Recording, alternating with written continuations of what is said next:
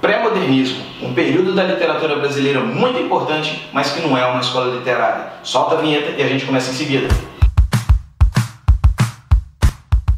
Olá meninos e meninas, jovens do meu Brasil, tudo bem com vocês? Eu sou Geraldo Filho, aqui no canal Escreva Bem, para aprendermos sobre o período do pré-modernismo na literatura brasileira. Um período de intensa produção literária, um período de intensas descobertas e revoluções filosóficas e políticas, mas que não é uma escola literária. Então você já anote aí porque o pré-modernismo não é uma escola literária. Por que, Geraldo? Porque os autores entre si não possuem uma unidade temática.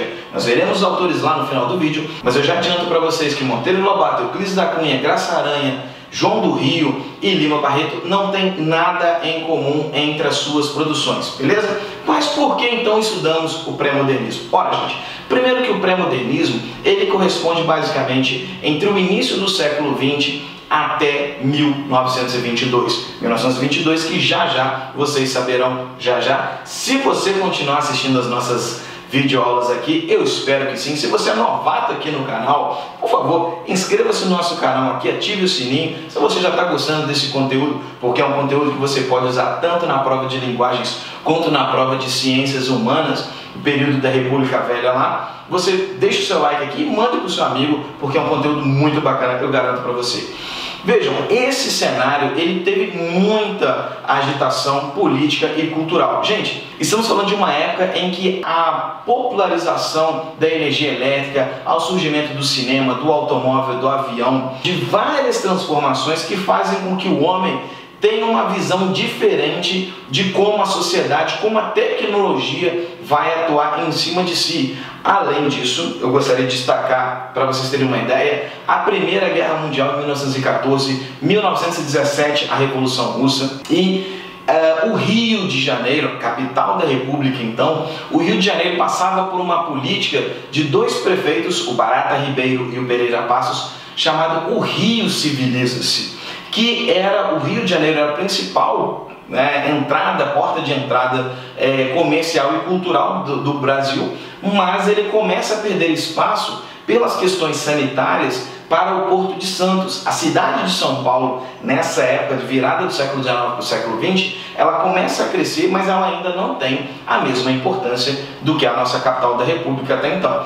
Mas, nesse momento, nós vamos ter cada autor desses que eu falei principalmente, produzindo sobre uma temática diferente. Por enquanto, os dois autores de maior destaque serão estes: Lima Barreto, autor de Triste Fim de Policarpo Quaresma, Clara dos Anjos, Os Brusundangas. O Lima Barreto ele foi responsável por apresentar o subúrbio carioca à literatura. Ele foi responsável por inserir um vocabulário e a cultura popular dentro da literatura tradicional. Mas Lima Barreto era mulato, era alcoólatra e sofre inúmeros preconceitos, além de falecer muito cedo, próximo dos 40 anos de idade. Um outro grande nome aí nessa época é também o Euclides da Cunha. Só que vejam, enquanto o Lima Barreto vai ser um autor que vai apresentar algumas ideias inovadoras de inserir o cotidiano, inserir um vocabulário mais leve na literatura, o Euclides da Cunha, que é o autor do grande livro Os Sertões, ele vai retratar a sociedade a partir de um romance com características deterministas. A obra Os Sertões, ela é dividida em três partes. Primeiro, ela fala da geografia, do ambiente. A segunda parte da obra fala sobre a população de Canudos e somente na terceira parte é que ela retrata o conflito em si. E aí remete à questão do determinismo do Hippolyte Taine, que nós já vimos. Eu vou deixar essa aula aqui do realismo, na qual eu falo das correntes filosóficas do final do século XIX que interferiram na produção da época. Os outros autores, nós vamos aprender agora, Graça Aranha e Monteiro Lobato, que serão nomes importantíssimos na realização da Semana de Arte Moderna, lá na frente em 1922, são autores mais coadjuvantes nesse momento.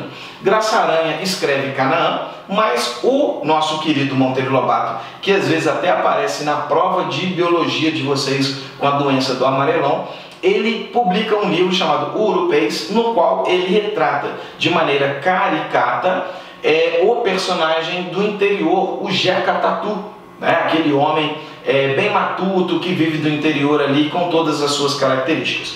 Portanto, gente, vocês perceberam que esses 4 autores entre si, Lima Barreto, Euclides da Cunha, Graça Aranha e Monteiro Lobato, eles não têm absolutamente nada em comum entre si. E aparece nesse momento aí um gênero genuinamente brasileiro, que é a crônica.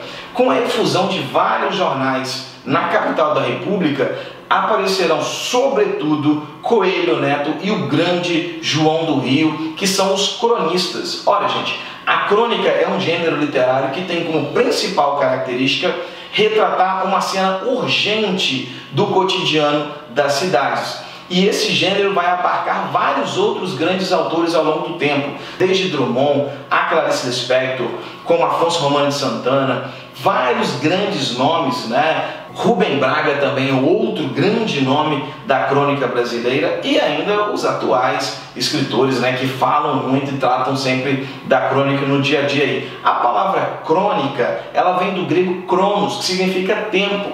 Portanto, você precisa daquele assunto, seja ele político, seja ele econômico, seja ele esportivo, para servir de tema para a sua produção textual. No nosso caso, o Machado de Assis, que também foi um dos grandes cronistas, dizia que a crônica é a mistura do útil com o fútil. E são esses autores aí, principalmente João do Rio, autor de Alma Encantadora das Ruas e Vida Vertiginosa, que passaram a retratar essa fluidez, esse Rio de Janeiro que estava em efervescência e que sofria, né, com essa mudança do Rio Civiliza-se, que era a abertura de grandes avenidas lá, a derrubada de vários barracos, vários cortiços deixaram de existir para que criassem medidas sanitárias e melhorasse a saúde da cidade do Rio de Janeiro. Tem um outro autor aí, que eu já falei dele no Simbolismo, eu vou deixar o card aqui, que é o Augusto dos Anjos. Cronologicamente, o Augusto dos Anjos, ele é um autor pré-moderno, mas, como eu disse na videoaula do Simbolismo, todas as características do Augusto dos Anjos se encaixam dentro da estética simbolista. Portanto, se você vai fazer uma prova de literatura, leia com muita calma, tenha atenção na pergunta. Se estiver lá a pergunta relacionada às características de Augusto dos Anjos, marque simbolismo. Se estiver lá falando a respeito do tempo, marque pré-modernismo, porque ele publica o seu único livro, o livro Eu, dentro de 1912, ou seja, como eu disse, o pré-modernismo ele marca desde o início do século XX até 1922, Augusto dos Anjos, cronologicamente, ele é um autor pré-moderno. Beleza, pessoal? Um grande abraço a todos vocês e até mais. Valeu, fui!